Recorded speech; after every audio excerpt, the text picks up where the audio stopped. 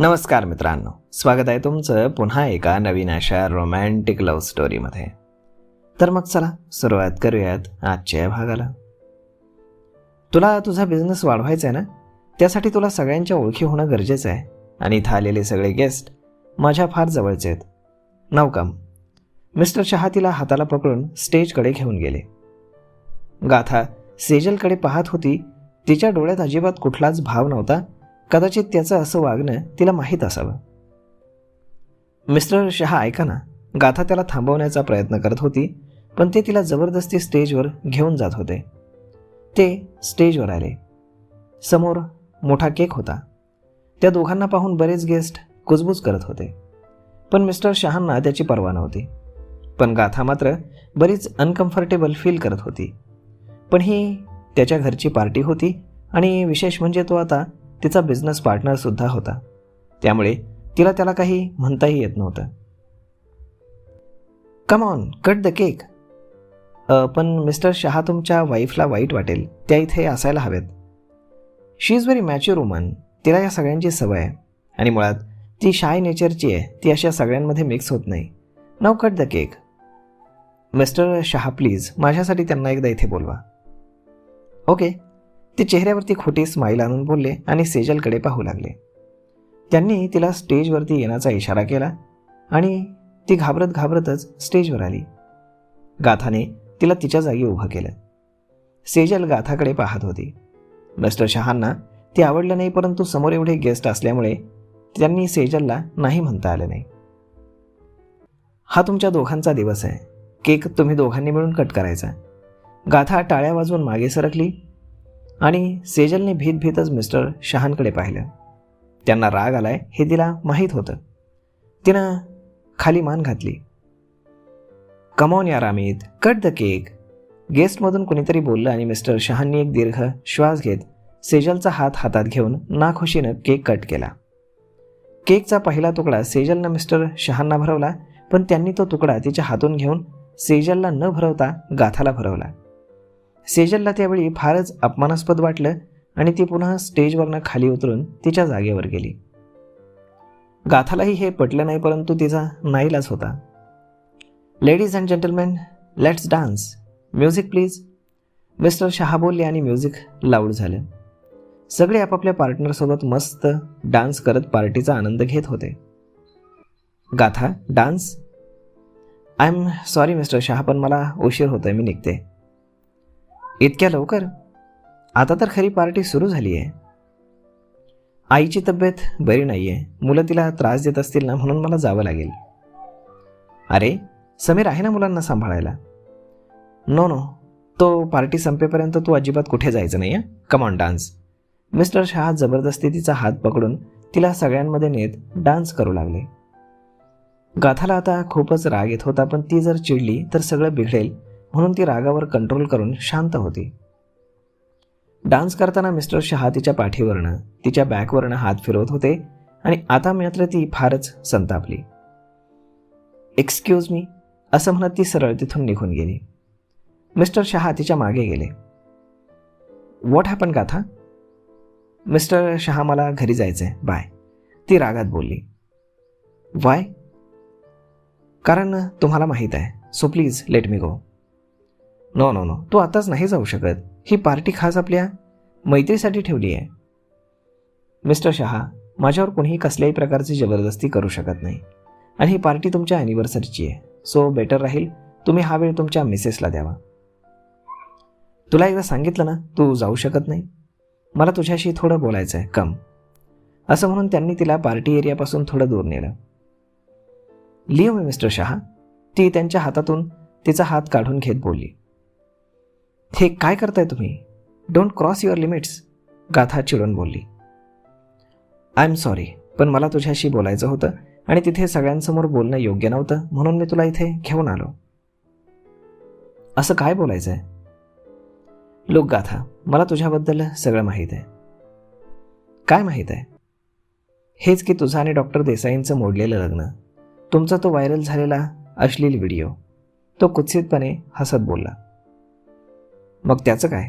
ती त्याला रोखून पाहत बोलली. मला माहीत आहे डॉक्टर देसाई पुन्हा तुझ्या आयुष्यात येऊ पाहतोय, पण तुला त्याच्यासोबत राहायचं नाही. तुला त्याच्यापासून डिवोर्स हवा आहे. तुझ्या मुलीची कस्टडी पण हवी आहे, जी सहजासहजी तुला मिळणार नाही, पण तुझं हे काम मी करू शकतो. माझ्या ओळखीचे फार मोठमोठे वकील आहेत, जे तुझा हा प्रॉब्लेम काही मिनिटात सॉल्व्ह करतील, तेही फीज न घेता. त्यानं तुझ्या प्रॉब्लेमचा फायदा घेऊन तुला जे काही पैसे उपकार म्हणून दिलेत ना, ते सगळे त्याला परत करण्यासाठी तुला मी पैसे देईन. तुझी कंपनी कर्जातनं मुक्त करण्यासाठी मी तुला नवीन प्रोजेक्ट्स देईन. तुझा बिझनेस वाढवण्यासाठी तुला हवे तेवढे क्लायंट मी मिळवून देईल, पण त्या बदल्यात तुला माझं म्हणणं ऐकावं लागेल. काय म्हणणं आहे तुमचं? गाथा शांतपणे बोलली. तो किती नीच आहे आणि कुठल्या थराला जाऊ शकतो हे आता गाथालाही पाहायचं होतं. मला तू हवीस, तू मला खुश कर, मी तुला. ते तिच्यावरनं वरून खाली नजर फिरवत बोलले. ते पाहून तिला त्याची फारच किळस आली आणि रागही. ती त्याच्याकडे थंड नजरेनं पाहत होती. आणि तुमची वाईफ, तिचं काय? तिला या गोष्टीनं काही फरक पडत नाही. ती आपल्यात कधीच येणार नाही, असं म्हणत त्यांनी तिच्या दंडावरनं हात फिरवला आणि त्याचवेळी गाथानं धाडकन त्याच्या कानफडात मारली. मिस्टर शहाच्या कानातनं किर्र असा आवाज निघाला. ते गालावरती हात ठेवून अतिशय रागानं तिच्याकडे पाहत होते. ऐकलं माझं उत्तर? नाव मूव. ती त्याला रागानं पाहत बोलली आणि तिथून निघून जाऊ लागली. हाऊ डेअर यू, तुझी इतकी हिंमत, तू मला मारलंस? मिस्टर शहा तिचा हात पकडून तिला मागे खेचत बोलले. हाऊ डेअर यू, तुमची माझ्याबद्दल असा विचार करण्याची हिंमत कशी झाली? कोण समजता कोण तुम्ही स्वतःला? तुम्हाला काय वाटलं माझ्या पर्सनल रिझन्समुळे हे तुमचं गलिच्छ, हलकट आणि अनैतिक वागणं सहन करेल मी? नो मिस्टर शहा, गाथा सरपोतदार आहे मी. आजपर्यंत स्वाभिमानानं आणि सन्मानानं जगत आली आहे. कसला स्वाभिमान, कसला सन्मान? त्या डॉक्टरमुळे तुझी किती बदनामी झाली आहे ते माहीत नाही का मला? सगळ्या जगाला माहीत आहे. त्या डॉक्टरला मिळवण्यासाठी तू किती नीच थराला गेली होतीस ते, आणि मला नीच म्हणतीयस? अगं, तुझ्यासारख्या स्वाभिमानी म्हणवणाऱ्या मुली त्याच्या कामासाठी कोणाच्याही समोर नागड्या होऊन त्याच्या खाली पडायला. मिस्टर शहा पुढे बोलतच होते की गाथानं पुन्हा एक त्यांच्या कानफटात मारली. Shut up, just shut up. मला जर हेच सगळं करून पुढे जायचं असतं ना, तर मार्केटमध्ये तुमच्यापेक्षाही श्रीमंत आणि सक्सेसफुल बिझनेसमॅन आहेत मिस्टर शहा. पहिल्याच भेटीत बरोबर ओळखलं होतं मी तुम्हाला. तुम्ही एक नंबरचे नीच आणि हवसखोर आहात.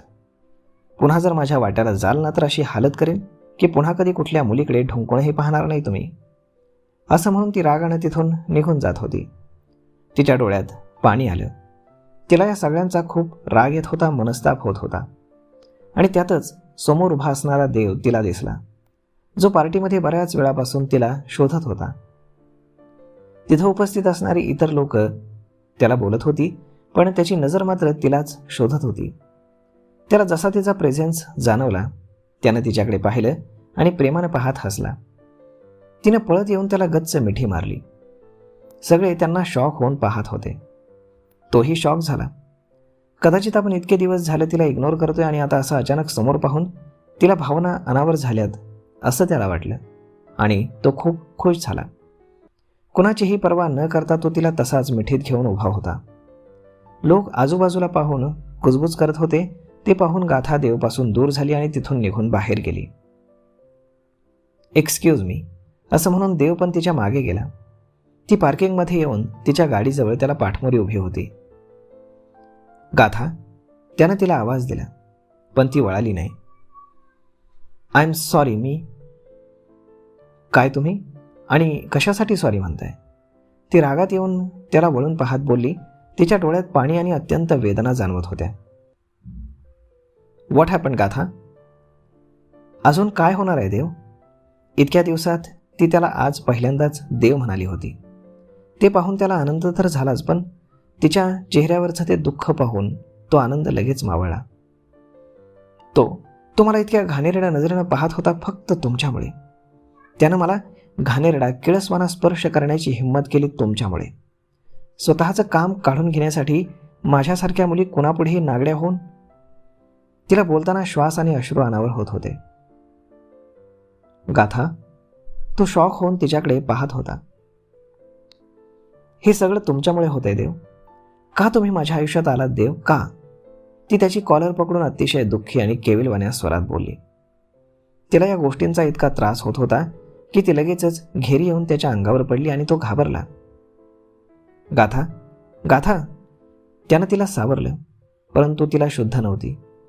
त्यानं तिला उचललं आणि त्याच्या गाडीत ठेवलं. पाण्याच्या बॉटलमधून थोडं पाणी हातावर घेतलं आणि तिच्या चेहऱ्यावर शिंपडलं. तिनं डोळे उघडले.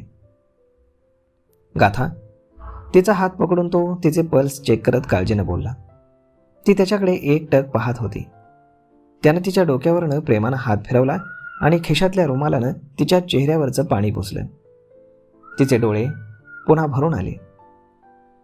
मला इथून दूर घेऊन चला देव, ती भावूक होत बोलली. ओके, तो प्रेमानं हलकसं हसत बोलला. तिचा सीट बेल्ट लावून तोही लगेच ड्रायव्हिंग सीटवर बसला आणि गाडी स्टार्ट करून तिथून निघाला. गाथा खिडकीतून बाहेर पाहत होती. एकदम शांत होती ती. नक्कीच पार्टीमध्ये कोणीतरी तिच्यासोबत मिसबिहेव केलंय हे त्याला समजलं. तिचं बोलणं आठवून त्याला फार राग येत होता. तो जो कोणी आहे त्याचा जीव घ्यावासा वाटत होता, पण सध्या तिला या त्रासातून बाहेर काढणं जास्त गरजेचं होतं, म्हणून तो शांत होता. त्यानं गाडी त्याच्या फार्म हाऊसवरती घेतली. गाडी पार्किंगमध्ये लावून त्यानं गाथाच्या बाजूचं दार उघडलं. ती अजूनही तशीच गप्प बसून होती. मग देवनं तिला पुन्हा उचलून घेतलं. दोघेही एकमेकांच्या डोळ्यांमध्ये पाहत होते. तो तिला घेऊन फार्म हाऊसच्या आतमध्ये आला आणि त्याच्या बेडरूममध्ये घेऊन गेला. तिला बेडवरती नीट झोपवलं आणि तिच्या बाजूला पडला. ती काहीच न बोलता त्याला बिलगली. तो तिला पाठीवरनं हात फिरवत कुरवाळत होता. त्याच्या मिठीमध्ये ती स्वतःला नेहमी सेफ फील करायची. थोडा वेळ असाच गेला आणि ती त्याच्यापासून बाजूला झाली. नाव फिलिंग बेटर, त्यानं काळजीनं विचारलं आणि तिने होमध्ये मान डोलावली. बरीच शांत आणि नॉर्मल झाली होती ती. तो तिच्या बोलण्याची वाट पाहत होता. तिनं एक दीर्घ श्वास घेतला आणि त्याच्याकडे पाहिलं. लेट्स गेट मॅरिड, ती त्याच्या डोळ्यात पाहून शांतपणे बोलली आणि तो एकदम शॉक होऊन गोंधळून तिच्याकडे पाहत होता. ती आता काय बोलली याच्यावरती त्याचा अजिबात विश्वास बसत नव्हता. आर यू सिरियस, तो आश्चर्यानं खुश होत बोलला. 100%, असं म्हणत तिनं त्याला मिठी मारली. आय न्यू इट, तू एक ना एक दिवस माझं प्रेम नक्कीच स्वीकारशील. Thank you, I am very happy, I love you. देव खूप खुश झाला आणि ती हसली. कधी करायचं लग्न, ती त्याला स्वतःपासून दूर करत बोलली. तू म्हणशील तेव्हा, आता करूयात. ती कपाळावरती आठ्या पाडून त्याच्याकडे पाहत होती. मी 10 मिनिटात सगळं अरेंज करतो. आय नो, पण इतकीही घाई नाही आहे. माईंनी मुहूर्त पाहिलाय ना, त्या मुहूर्तावर करू. पण तो मुहूर्त 15 दिवसांनंतर आहे, तो अगदी क्यूट फेस करत बोलला. इतके दिवस थांबलात, त्यात अजून 15 दिवस. इतके दिवस तुझा होकार नव्हता म्हणून थांबलो. आता तुझा होकार मिळालाय तर थांबणं मुश्किल आहे. तो तिच्या हातांवर आपले ओठ टेकवत बोलला आणि ती पुन्हा हसून त्याला बिलगली. गाथा, काय? पार्टीत काय झालं होतं? त्यानं विषय छेडला आणि ती पुन्हा गंभीर झाली. मला माहीत आहे नक्कीच कोणीतरी तुझ्यासोबत मिसबिहेव केले. Tell me what happen. तो तिचा चेहरा हाताच्या ओंजळीत घेऊन बोलला आणि तिचे डोळे पुन्हा पाण्यानं भरले. मिस्टर शहा, असं म्हणत तिने घडलेला सगळा प्रकार त्याला सांगितला. सगळं ऐकून देवला खूप राग येत होता. कदाचित या कारणामुळे तिने लग्नाला होकार दिला की काय असंही त्याला वाटलं. पण ठीक आहे, कारण जे काही असेल ते असेल. तिनं त्याला माफ केलं आणि पुन्हा त्याच्या आयुष्यात येण्याची संधी दिली, यातच तो फार खुश होता. आपल्या प्रेमानं, काळजीनं, सहवासानं हळूहळू तिची सगळी नाराजगी दूर होईल आणि ते फॉरेवर फॅमिली बनून राहतील असा विचार त्यानं केला. पण या सगळ्यात तो मिस्टर शहाला मात्र अजिबात माफ करणार नव्हता. ती गाढ झोपल्यानंतर त्यानं करीमला फोन केला. बोला डॉक्टर साहेब. मिस्टर अमित शहा, बिझनेस जगतात बराच फेमस व्यक्ती आहे, पण एकदम लीचड आणि लफडेबाज माणूस. पैशांची, रुतबाची प्रचंड घमेंड. गर्भश्रीमंत, एकुलती एक आणि घरंदाज बायको असूनही सगळीकडे तोंड मारत फिरतो. पण तुम्ही त्याच्याबद्दल का विचारताय? करीम बोलला. त्यानं गाथावर वाईट नजर टाकली आहे. त्याचे डोळे काढून तुम्हाला पेश करतो. त्याला उचल.